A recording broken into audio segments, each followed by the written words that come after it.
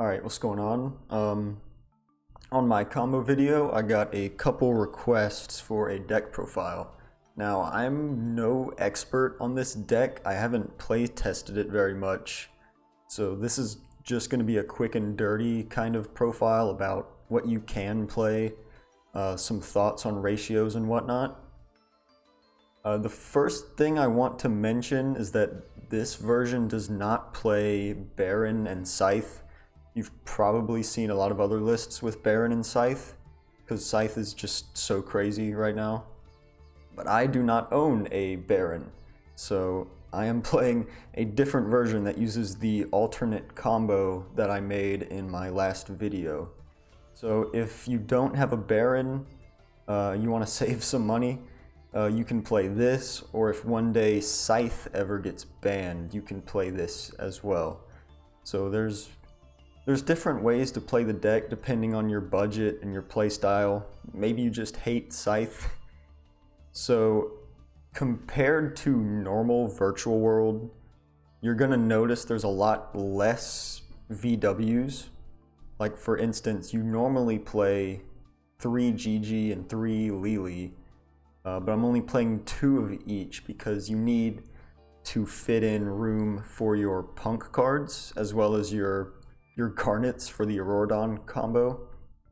And this deck has a lot of garnets actually. So Driver is one, Deskbot, Colt Wing, Gabu. Technically Zhuanwu, I hate drawing this card, but you can discard it so it's not the end of the world. And since there's so many bricks, I kind of just wanted to up the deck count up to 42. I've played this deck at locals, and I don't brick as much as I thought I would, playing 42. The deck is consistent enough to where you can draw access to a P.U.N.K almost every game, and if not, you can still just play normal virtual world pretty much.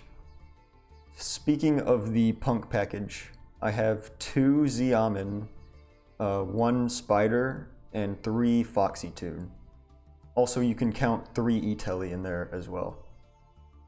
So I'm playing 2 Xiamen because this one is the worst out of all of them, because it requires you to commit to your normal summon as the first play you make, meaning it turns off your Gamma, and if you don't have Gamma, if your Xiamen gets interrupted, you've already used your normal summon. And there's times where virtual world, if you're a virtual world veteran, there's probably been a lot of times where you can't start your virtual world plays without first normal summoning a virtual world monster, because maybe you don't draw like Kowloon or Qinglong or something.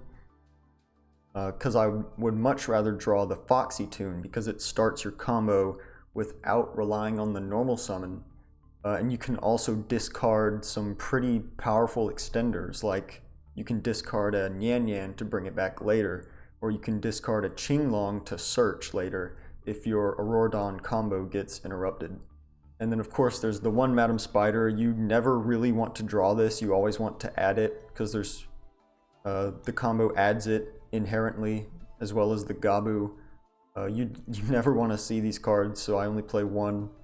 So this deck makes stronger end boards than normal virtual world. You'll see in the combo, it's much more than Shin Pass, Shin Chuche Pass that you normally get in virtual world these days. Like it sets up the Savage, Crystal Wing, Shin, Gabu, and Chuche, and you still have a couple cards left over in your hand. Like I know I draw Called by the Grave a lot. So if I don't use Called by the Grave to stop Handtraps, I pretty much always just am able to set it. So even if I get Dark Rulered or Dropleted, you still have multiple back row you can use to your advantage to play around that. So let's talk about the extra deck for a minute. Every card you see from H.U.K all the way through Shin, these are the cards you use in the main combo that I showcased in my video. And I made a couple mistakes in that combo video, so I'm sorry about that, but if you're seeing this new video before the combo video, you should be able to find the corrections in the comments if you just scroll down and look.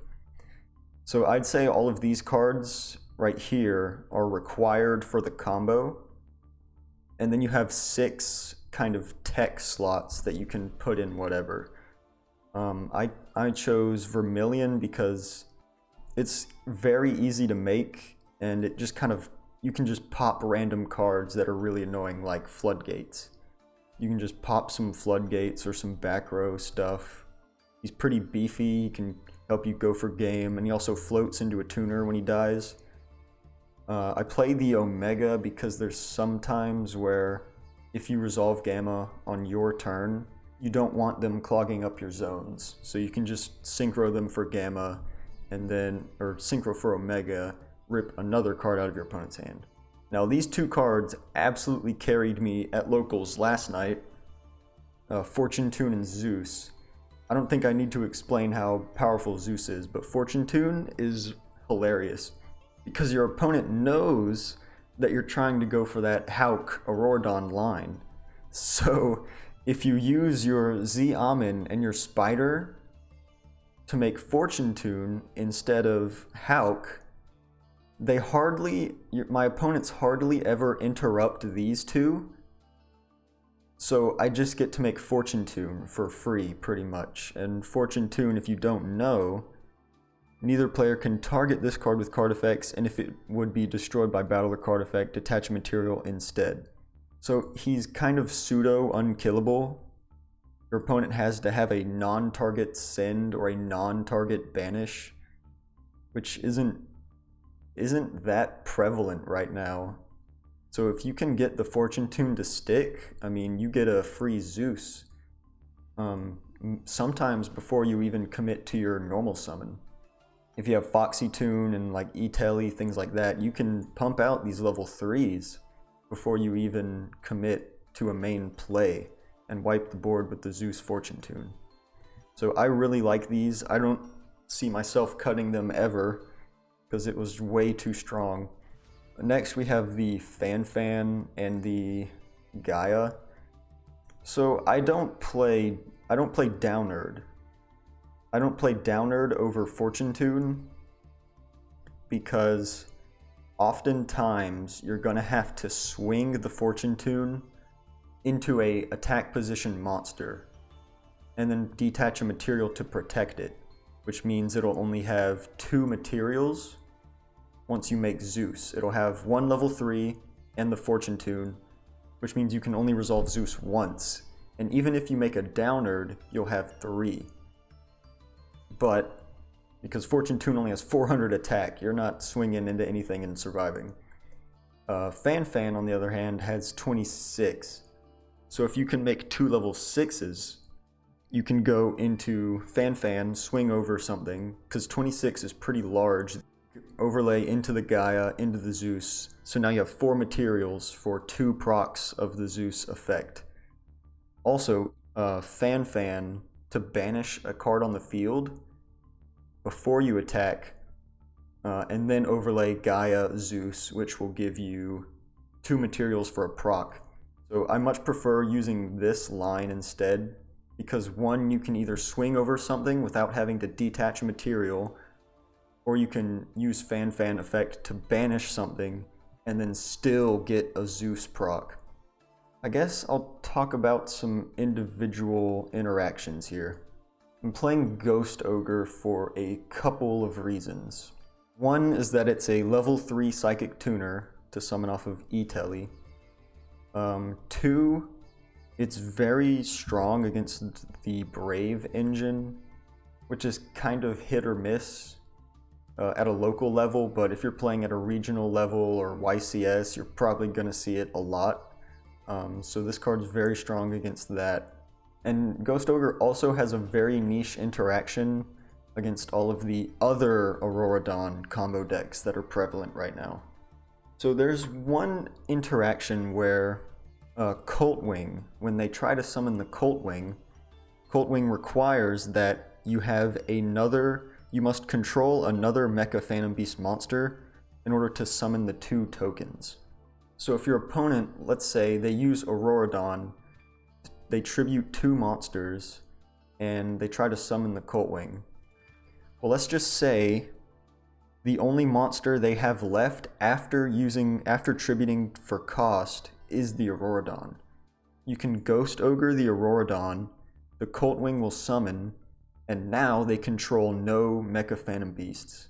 So the Coltwing will not summon the tokens, which will not summon back the Deskbot, and that can kind of just chokehold their combo out a little bit. Gamma is the strongest going second hand trap because it negates and destroys. And Imperm is just very versatile. It can negate a lot of the same things that Ash negates if they're monsters. You can use it going second to negate, to bait out negates or negate a negator.